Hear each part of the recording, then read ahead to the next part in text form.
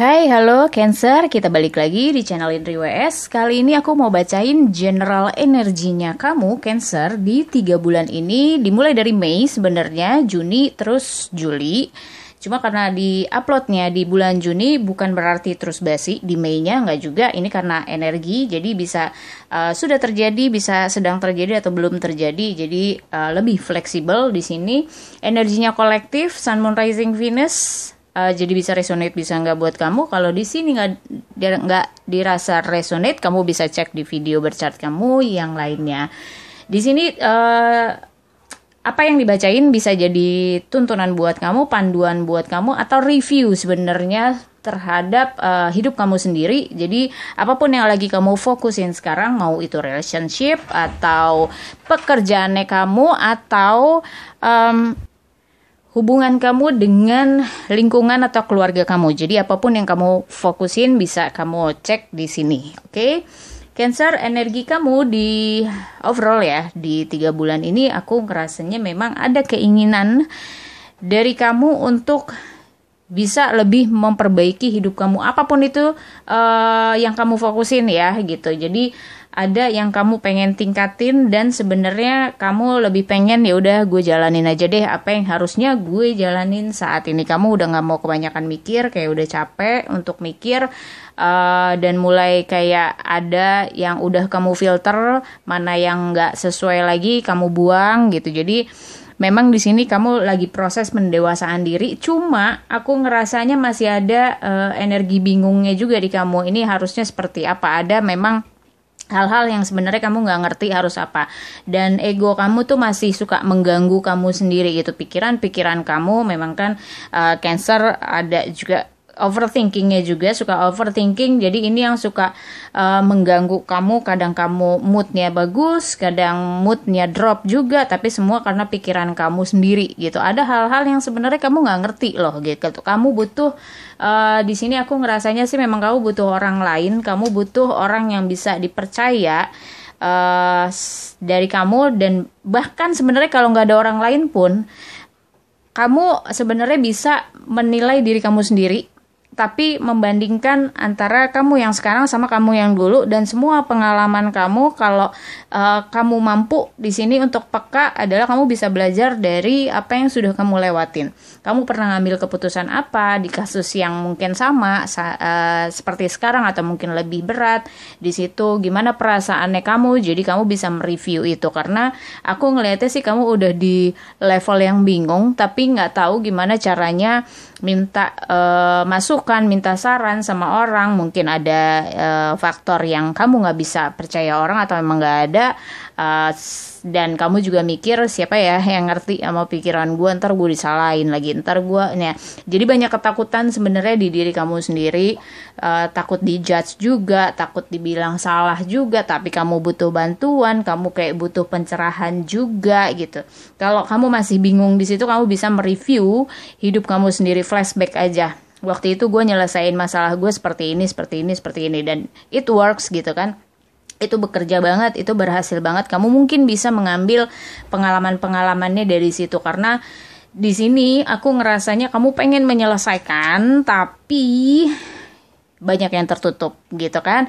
Memang di sini banyak yang berkabut lah buat kamu. Jadi kayak kamu pengennya besar, kamu pengen semuanya beres, tapi sebenarnya upayanya kamu tuh kecil gitu, dan nggak menghasilkan buat kamu. Jadi kayak ada wastingnya di sini, ada yang sia-sia di sini karena memang faktor bingungnya kamu. Gue nggak ngerti ini besok gimana atau nanti hasilnya gimana, ya udahlah gue kerjain aja, tapi di situ belum pas gitu. Jadi karena kebingungan kamu ini ya kamu jadi trial error lah ya di sini. Cuma di sini trial errornya juga nggak besar-besar amat gitu.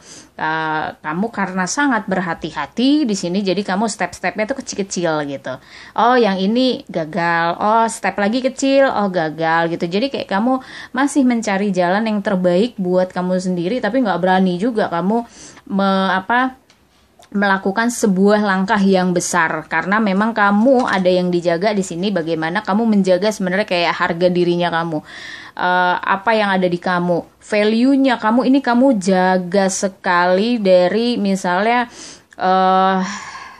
anggapan orang-orang gitu, kayak kamu tuh takut banget loh dijudge gitu, kamu nggak mau dilihat jelek, kamu nggak mau dilihat gagal, kamu tetap mau menjadi ya menurut orang-orang persepsinya adalah kamu yang terbaik gitu, kamu yang memang selama ini baik, pemikiran kamu dewasa misalnya, padahal di dalam diri kamu sendiri kamu sadar kekurangannya gue masih ada gitu, masalah gue masih ada yang harus diselesaikan, cuma di sini ya gimana, kamu belum mau terbuka gitu sama orang karena memang ada ketakutan kamu di sini untuk dijudge sama orang. Jadi emosional kamu tuh akhirnya suka bermain di sini dan nggak menyelesaikan masalah. Makanya tadi kamu ngambil step-stepnya tuh kecil-kecil gitu, trial errornya ya kecil-kecil ya di sini, dan kamu berusaha banget yang menerima kenyataannya sebenarnya apa yang terjadi sama kamu saat ini.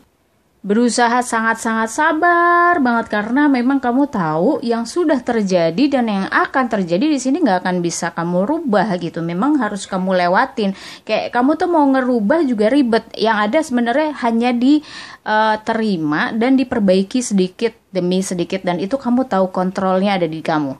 Jadi kamu berusaha organize diri sendiri gitu kan, terus sabar banget menghadapi lingkungan kamu, situasinya kamu, orang-orang yang ada di sekitar kamu. Di sini aku sih ngerasanya memang udah kamu sih positifnya ya, kamu memang menerima situasi ini, oke.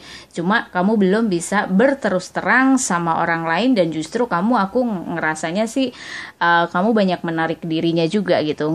Justru nggak banyak ngomong sama orang, nggak banyak berbagi sharing gitu, atau memang bertanya sama orang yang lebih ngerti misalnya.